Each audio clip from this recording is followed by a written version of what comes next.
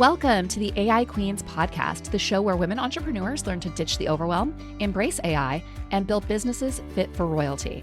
I'm Erika Stanley, your host and tech expert, here to deliver tools, tips, and actionable strategies to help you scale smarter. Let's get to it. Hello, and welcome back to the AI Queens podcast. Today, we have Pia Silva, who is the founder of No BS Mastery, where she teaches experts, consultants, and boutique agency owners like myself her No BS business model, which is all about scaling your business with freedom and ease and no employees. Pia is also a TEDx speaker, the host of the No BS Mastery podcast, a former Forbes contributor, and the author of Badass Your Brand, which I have on my shelf, and Scale Solo, her new book, which I have on my Kindle. She's also my business coach, mentor, and dear friend. Pia, welcome to AI Queens. Oh my gosh, Erika, such a pleasure to be here. I am just so honored to be on this podcast. It feels like such a full circle moment. So thanks for having me. Yes. So you've had me on your podcast twice now. First to talk about my agency and growth. I actually just celebrated my 5-year business anniversary last week. Woo-hoo! Yeah, you did. Most of which I've spent in your program. And then a few months ago, I was on your podcast to talk about AI. So it's a totally different direction for my business, but business model has essentially stayed the same. And in that like no BS ecosystem, which is really cool. I like to start off asking the same question of all of my guests, because we're now moving into this moment where AI is mainstream. And I feel like there's a ton of misconceptions, myths about AI, tech, and in your case, I think women in business as well. What's something that you used to believe that you now know is total bullshit? About AI? About AI or women in business in general. But yeah. I was ready for you with AI because you know what I learned about AI in the last couple of weeks? It's terrible at math. Just terrible at simple math, which I just find hilarious and also like very dangerous. But what do I think is just BS in general? I think it is BS that so many women in business, particularly because we strive for excellence, because we want to deliver so much value, we actually add and bloat our projects whenever we raise our prices. That's BS. Yep. I guilty about that. And do you think that AI is making that worse? Like now we're doing things faster, some of us, and there's a bit of guilt behind the things that we can deliver more quickly. Yeah, I mean, absolutely. I think it is, you need to know how to wield AI correctly, which you speak about so eloquently, using it as a tool instead of outsourcing your thing. That's just it. It's like use it as a tool so that you don't feel guilty about the fact that it made things faster. If it made something faster because you used it as a tool, not to outsource the strategic thinking, then you're just being more efficient. It's not worth less. You could have done the same thing by outsourcing it to somebody that you hired to do the kind of the labor of the project. It's just cheaper. It feels almost free compared to hiring somebody. So I get that feels different, but it's really not. You just got a really low paid laborer. Yes. To help with like operational stuff or like busy work. So many things. Yeah. Anything that it does, you could have outsourced to somebody else before. Just because you were doing it before and now you're outsourcing it to AI doesn't mean it's any less valuable. Yeah, I get that. I hear that so much from women. I've never heard a man say this, but I hear this so much from women that like we were doing all of the things ourselves and now we're able to outsource those to AI and it just feels weird. And I don't know why. Maybe it's like I was raised to be a like highly capable, scrappy, do-it-yourself person. And I think a lot of women were. And so now we've like built these businesses up ourselves, quote unquote, built them ourselves. And outsourcing some of that it feels counterintuitive or like it's cheating. Yeah, it's also just, it goes against our nature. So we've talked about in our in our community, most of the females in our community are like eldest daughter or solo. Yep. The only daughter or only child. And with that comes a certain kind of personality of I can take care of anything, often not just managing my life, but like actually my parents and my household. And so of course that's going to translate to how we run our businesses. And we were never taught as children to outsource. Although my son is very good at outsourcing these days. He orders us around all the time. I'm like, well, this is a good skill to learn because I want you to know how to do this later, how to think about, hey, maybe I can get someone else to do this and I can do it faster. So, but we weren't taught that. No, never taught delegate. Oh my gosh, Axel's delegating chores. I can just totally delegate. So cute. I think this is a great segue because I like this idea of outsourcing your brain.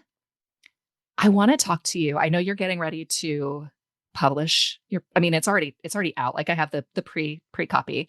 I want to talk to you about how you used AI to write your book, but you did not let AI write your book. Like you're the whole reason I bought my little Plod recorder device, which I use all the time. And that's how I'm writing my book. But I want to talk to you about the difference between like using AI as a tool and like letting it do things. Yeah. Well, I'm going to tell you how I used it. And then you're probably going to go, man, you could have done that more efficiently. But this is how it happened. So I told you about the Plod because back in August, the Plod, and then spoke into it for about 5 or 6 hours. I knew what the book had to say. So I just told it all my stories. I just explained every concept. I have all of this written in places. I have all of this in trainings and articles and podcast episodes, but AI can't handle that much information. So I thought, it'll be easier. Or maybe it can't. I didn't know how to make it. It can now. Well, it felt like I would need to have organized it so much. And I was like, I think it will actually take me less time and it'll sound more organic and authentic if I just speak into this Plod for 5 or 6 hours, because then I'll have a transcript of everything I want to say in this. And then my thinking was I'll put it into AI and I'll have it pull my words together. And as I tried to get it to do, like, don't change my language, just clean it up, make full sentences, help me organize it. And so I did that and I wrestled with it. At the time I was using Grok, which I'm not using anymore. I'm all Claude all the time now, but I put it into Grok. And for about 6 weeks, I went back and forth with it, trying to get it to like list all my stories, like list all the concepts, give me different ideas of how I could organize this. It gave me 3 different outlines. It wasn't quite it, but they all sounded pretty good. Give me ideas of where I need stories and all this stuff. Anyway, for 6 weeks, I did that. And I got so fed up with it that by the time, like after about 6 weeks, I just put it to the side and I opened a blank document and I just wrote it basically from beginning to end, straight by myself without AI. Caveat, I'll tell you how I used AI. Wait, did you know this? I did not. No, I knew you were using your Plod to record all of these insights. And I mean, ditched it. Oh my gosh. Ditched it. Okay, wait. So this is what happened. No. Okay. But here's the thing. It was not wasted time.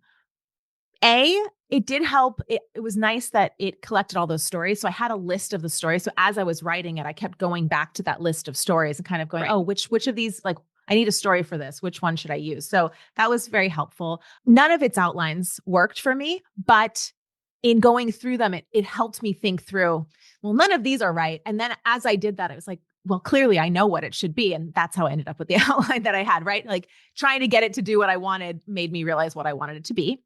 And then obviously just the wrestling with it over and over again, it was all in my head. Like it was really clear. I had brought back up all the ideas, all the stories to the surface, just doing that work. So it was, part of me is like, I shouldn't brag about how quickly I wrote this because people are going to think that I didn't like edit it or think about it enough. But I've been thinking about this book for 10 years, right? I've been working on this book for 10 years in my head. So I wrote it from beginning to end in like less than 6 weeks on paper by hand, a lot of it at like 4:30 in the morning because I was like on fire. I was waking up just so I knew what it needed to say and I just needed to type it faster.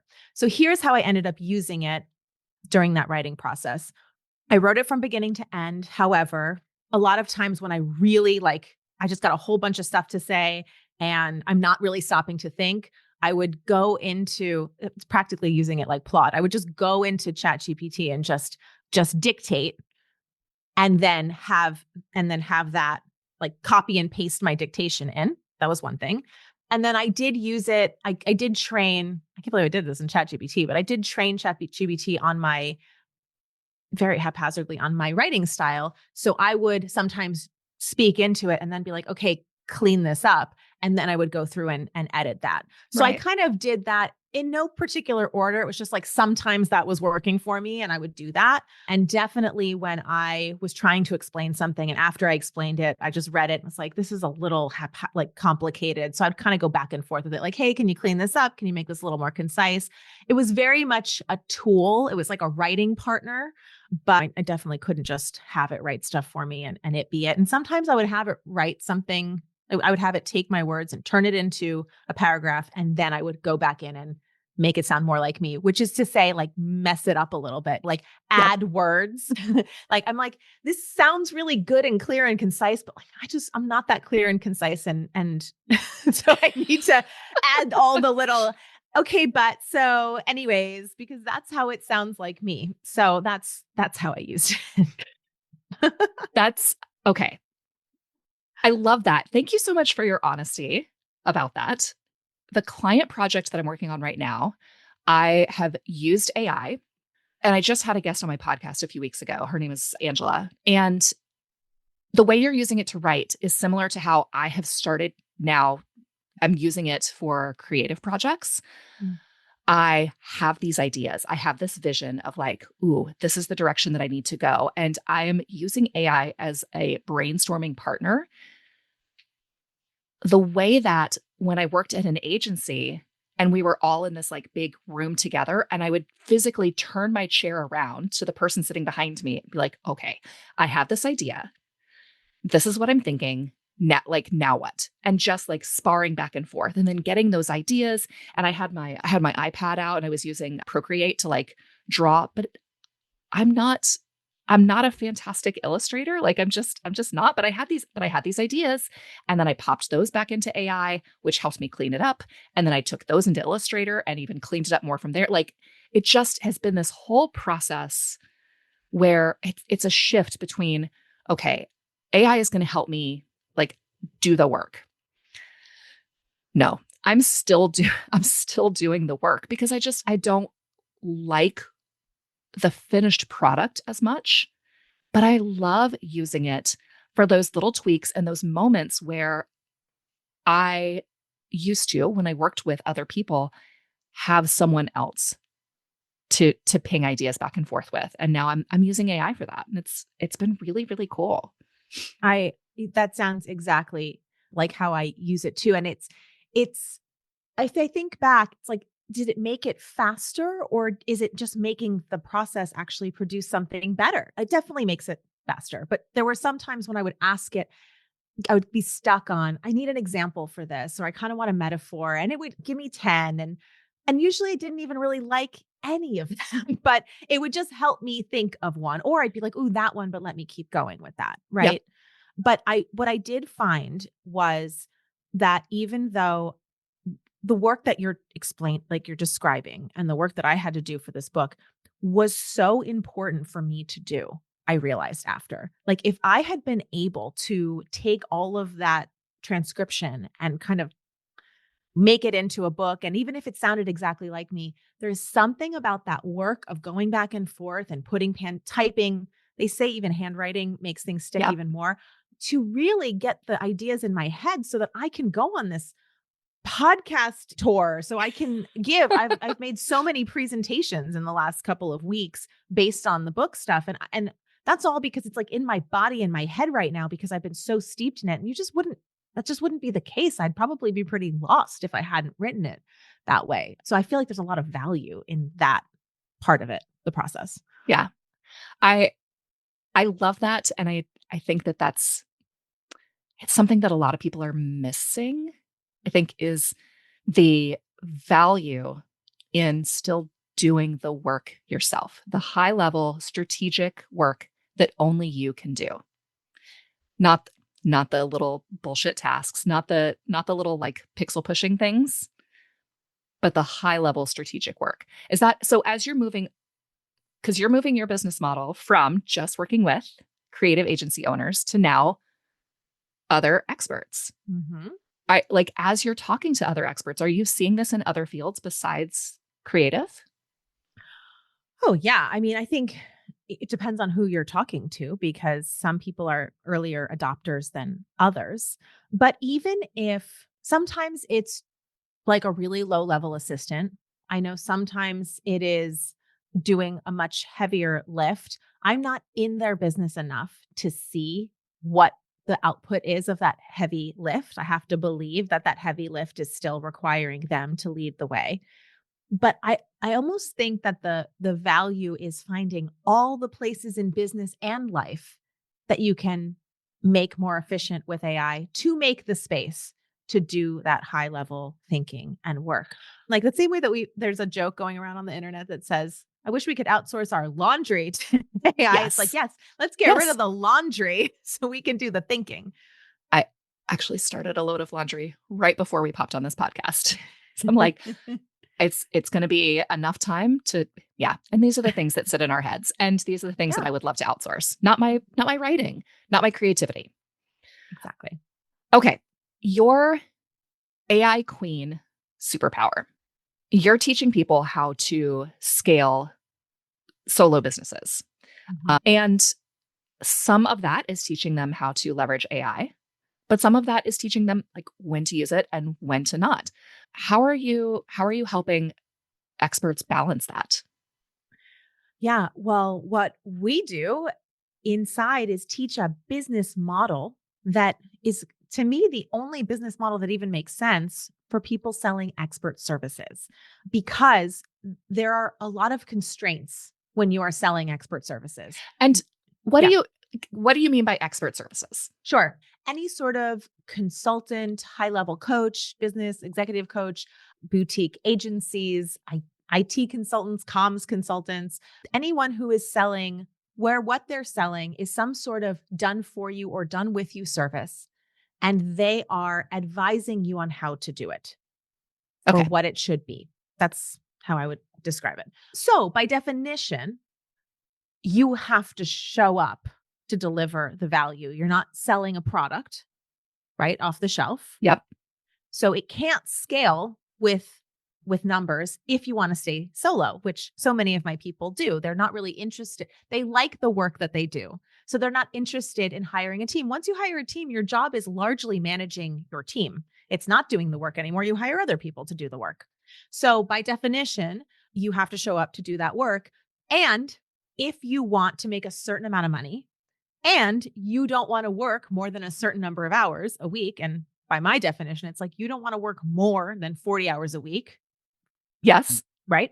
The math has to math. The numbers have to work. So I'm a very pragmatic, kind of logical numbers person. So I just looked at the numbers and said, hey, we can start with the number you want, the number of hours that are the constraint, the fact that you have to show up to deliver this work, and we can work backwards. This is a pretty simple algebra problem, actually, to figure out what your business needs to look like. What do you need to sell? How long does it need to take you in order to hit your goals? And then once we know that, usually you're not selling at that level yet. So now how can we tweak your offers and your process to achieve those freedom goals, those prices and those delivery times? And how we do that is a mixture of outsourcing and getting rid of all the BS, get rid of all the BS and outsource everything we can that's low level work to systems like AI. So we want to be really smart about what we get off our plate. And we want to be spending as much of our time as possible only doing that high level work, which, by the way, it's hard to do 8 hours of high level work every day. It's almost impossible. So, what we're really going for is building a business where we get to show up and maybe do focused 4 hours of really high brain power because we've outsourced the rest of it and we're making the money that we want to make in less time so that our time is being better spent and we have more free time to do things that matter to us. Awesome. And I have found all of that to be true. What are some things that you're seeing people outsource most successfully to AI besides just writing an Instagram caption, right? Like what are what are people really using it for in these expert services? Yeah. Well, I wouldn't say they're successfully using it for Instagram captions a lot of times. How many Instagram captions have you read where you're like, Oh, it's so this bad. reeks of AI and it's not, and I don't want to read it. Yeah. Right. Because, and this person clearly didn't write this and I'm not interested. I think the success is, so for example, one of our cornerstone processes is the lead product process. So this is a process where we sell our strategic thinking up front before we sell the big project. And there's a bunch of reasons why it's so valuable, but especially in the world of AI, this is how we build that human trust that makes people want to hire us and pay us the big bucks. It's the experience at a like kind of no-brainer price that they get to have with us that allows them to not just believe us that we know what we're doing, but actually experience the value of our strategic thinking. And that is something you cannot outsource. However, so it's a live interview and then we write a brief. Yeah. However, when you do the live interview, which you can't outsource, but then you take all of that information in, you develop the strategic thoughts. You can use AI in the way that we just discussed. You can use it as both a thought partner and to actually draft and write the briefs, as long as the input is the thoughtful, high level expert information that you're putting in. I mean, that cuts out hours and hours, and you can still deliver a highly custom, thoughtful, human led strategy that is going to be trusted by that person and is going to connect with them in a way that will make them want to hire you for exponentially higher prices. Yes, and I think the important distinction is that you are still using your strategic thinking to guide that process, to guide the brief, the direction that the brief is going. And I almost think it's more important with the way that you have set up the lead product as kind of an entry into working with you. If you outsource too much of that to AI, you are immediately damaging the relationship and the trust with with that client who could potentially turn into a really high ticket relationship. You are potentially damaging that relationship. Absolutely. And it's kind of the same thing we were talking about with the book writing. You won't have those strategies at your fingertips on the tip of your tongue. You aren't continuing to build and strengthen your strategic thinking muscle if you outsource the thinking. And it will show because Yep. I've done this over 15 years of doing this. And I promise you that the hard work of thinking and coming up with a strategy is what allowed me to become more and more confident in my abilities and strategic thinking so that the next potential client I spoke to, I can talk rings around them around what's possible for them. I can very casually and authentically reference past clients because all of these are really drilled into my brain because I came up with the thoughts and the strategies. And it just doesn't work the same way if you have it generate something for you and then you read it and you're like, that sounds pretty good. Like you will not remember that. Like just like in school, we didn't remember something we just read or heard once. It was through the writing. I remember when I used to study for tests, I would basically write the thing over and over again because that's how I could remember it. You have to build those synapses in your brain. Yeah. I like to use AI after I've already written my brief to put it in, put back in the transcripts from not just the interview, but sometimes that initial phone call, that initial fit call where they're being a little more like candid about, ooh, this is the problem that I'm coming to you for. And using AI to help find places where I can add more connection to the things that they had said. So in a 90-minute interview, they might mention like, oh yeah, I've got this customer that I work with that has been coming to me for years. And they mention the customer's name. If I can put that into AI and be like, okay, give me three places where I can make this even more specific for this person using things that they actually said. I did that with my last brief and actually put in the name of that customer And Ooh, that's so good. it stood out to them.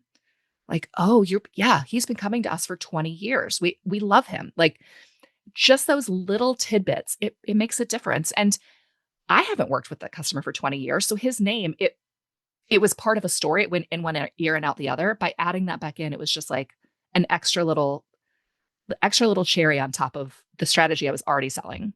I love that so much because we talk so much about the value and importance of the details and the Hmm. examples. So that's a great way to use it. And another way that I use it that sounds similar is also just to check, like, is there anything that you think I missed? And Oh yeah. it may be right, it may be wrong, but it's just, oh yeah, I didn't think of that. Or it'll pull something up and you're like, no, we don't need that. Yeah. But it's okay. It's just another, I was going to say another person checking your work. Well, it is. And it's like I mentioned before, where I used to in the agency where I would turn my chair around and ask you now have the ability to have that other person in the Right. room, just another perspective on something that you may have missed that might be really valuable to the client. Yes, absolutely. Yeah, I mean it can, when we use it this way, it can elevate our value. And that's what I think is so exciting about it. And I think in the franticness of the new thing, a lot of people, it wasn't clear where it was going to go. But I know there is a group of people who are going to use it to make their work even better and make themselves even sharper and more efficient. And that's really the direction that I want to help people go in.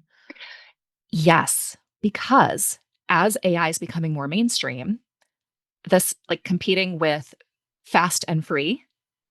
I've heard you say that. Like keeping the high level strategy, keeping your expert brain not just in the process, but on the pulse of how things are moving forward is also going to be so important because my clients can go to ChatGPT and ask for a brand strategy, but they're not going to know what's good. They're not going to know what's going to work for them. You still need to be the expert in the loop.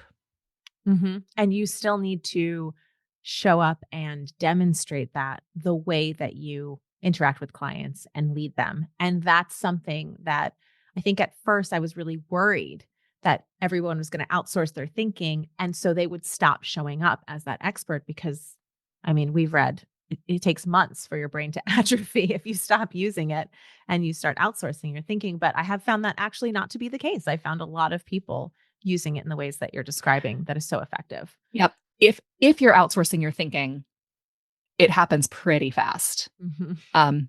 But I mean, I think there's so much opportunity there, and I hope that more people see it, especially I think women business owners who are we're trained to do everything ourselves, to be scrappy, to be those like highly capable do-it-yourself people. Like it is okay to outsource some of this extra work if we're keeping our brains at the forefront of we're still driving the train.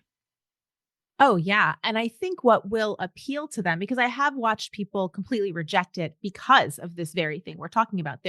They're so worried that it will that they'll somehow outsource their thinking and But it they'll makes us dumber. atrophy.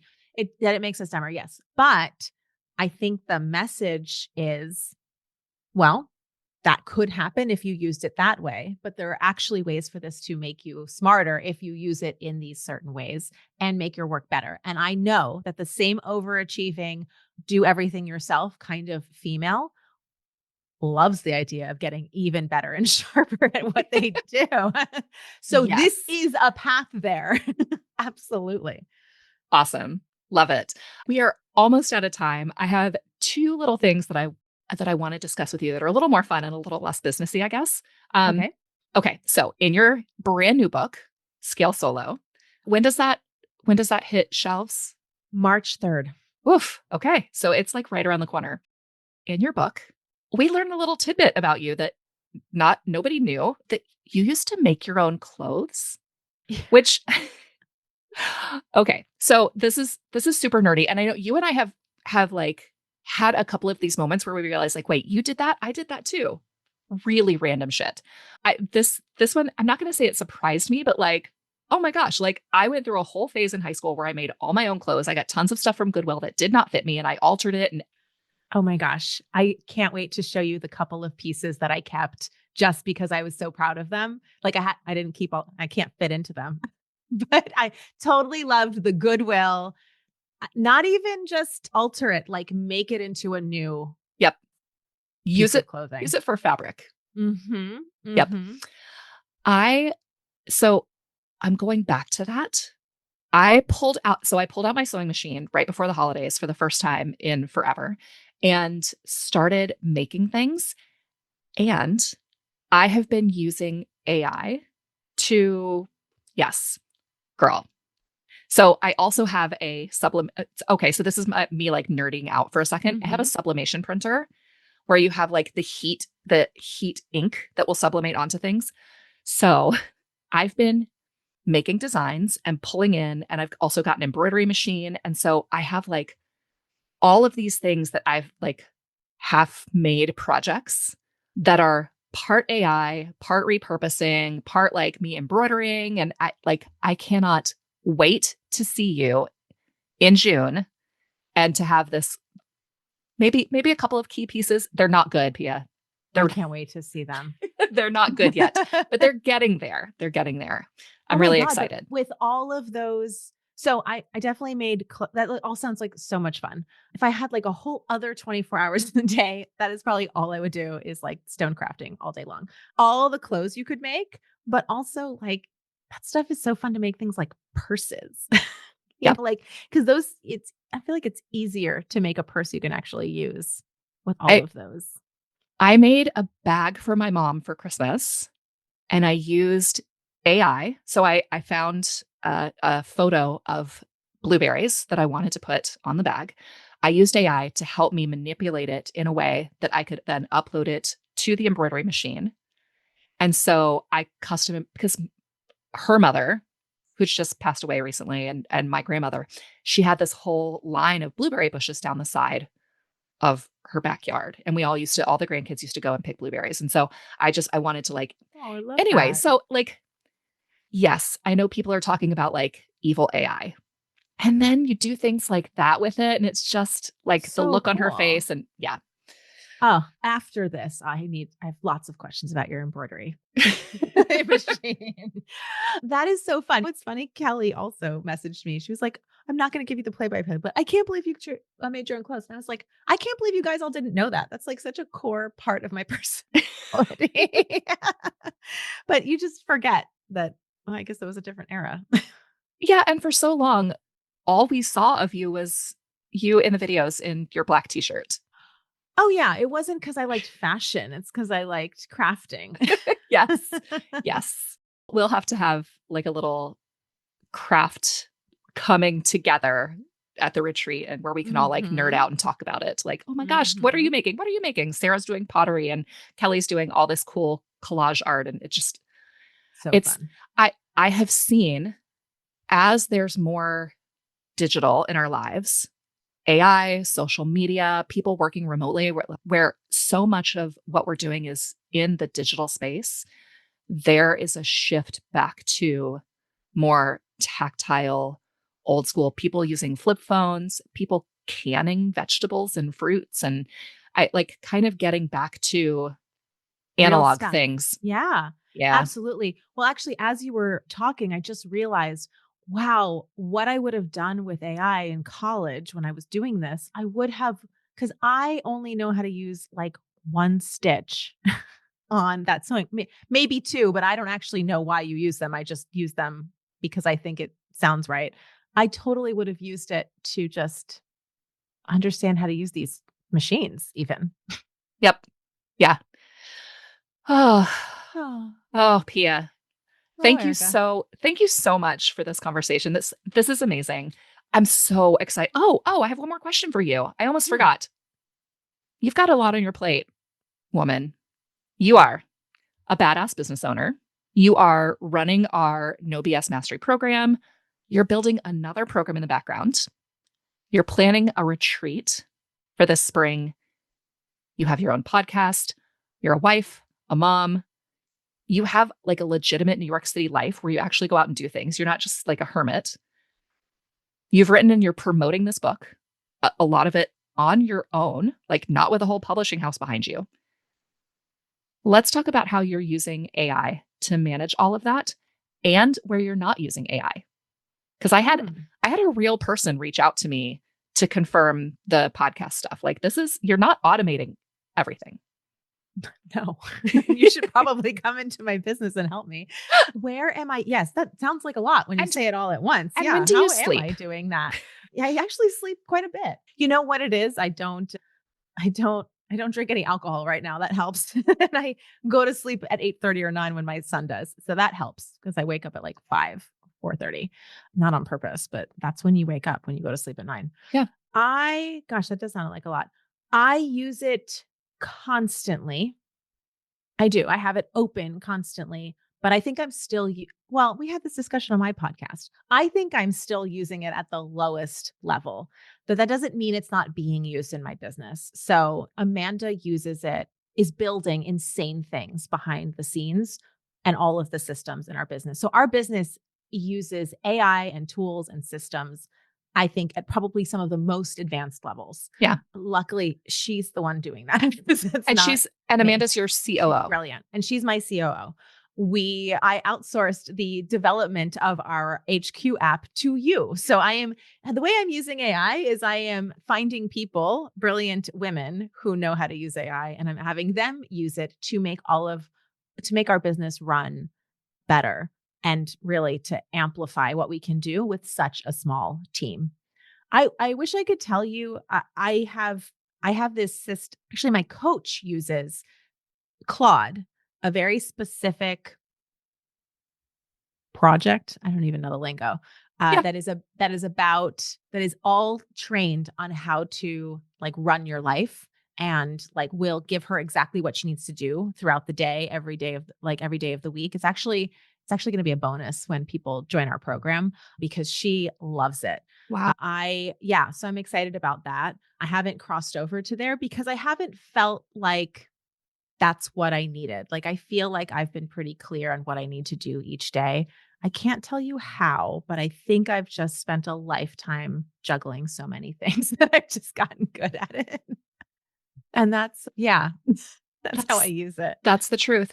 But you still keep a window open all the time. Because I'm constantly using it to check things. I'm constantly using it. I'll make this tighter. Like any sort of writing, I will usually write it, but I'll throw it in, or I'll dictate. I love Whisper, right? So I'll dictate into Claude and say, draft this into something, give me some ideas for this, make me a list of this, rewrite this landing page copy.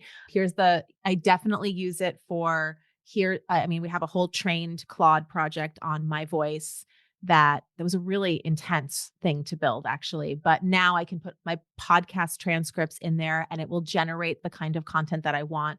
I still go through it, change things, edit it, but I'm trying to get Claude to really understand every time I make the edit. Okay, here's what I edited.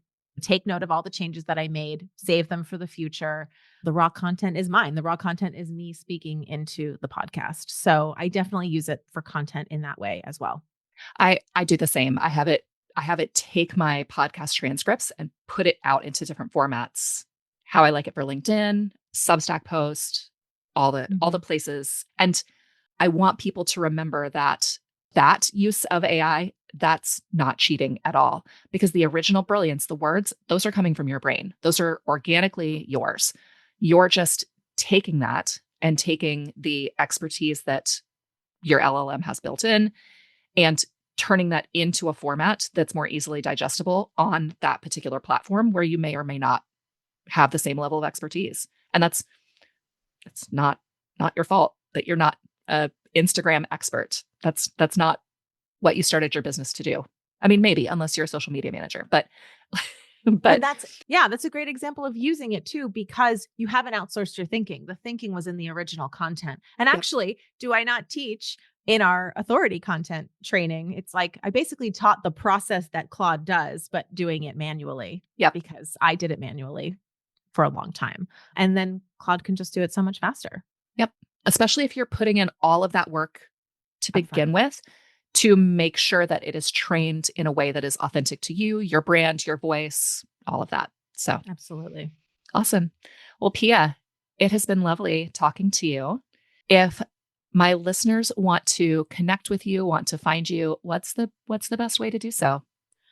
I think the best place I hang out the most on Instagram at Pia Loves Your Biz, BIZ, or you can find me on LinkedIn.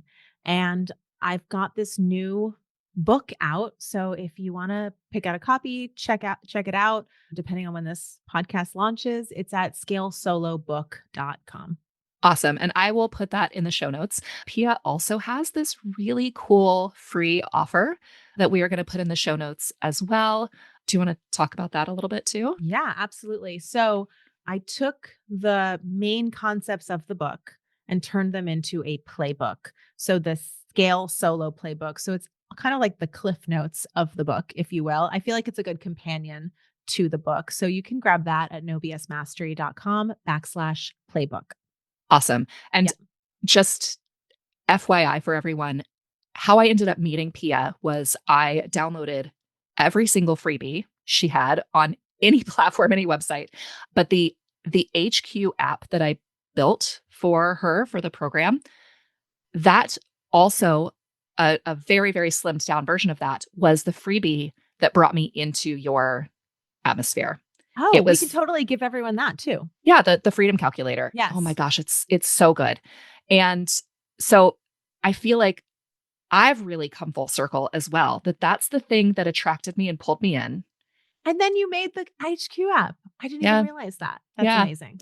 Yeah, that is a game changer. I mean, just getting clarity on those numbers. Yeah, I have that up at nobsmastery.com/price. Just getting a hold of your numbers and what you should charge can completely change how you run your business. Yep. So I'll put both of those links in the show notes. Amazing. Pia, thank you so, so much for joining us today. And I'll see you in a few short weeks for your book launch.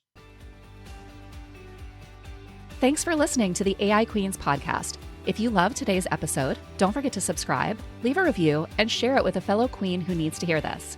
Want more tools and tips? Join the AI Queens Society over at aiqueens.com and start ruling your business with confidence today. Until next time, stay bold, stay curious, and keep reigning with AI.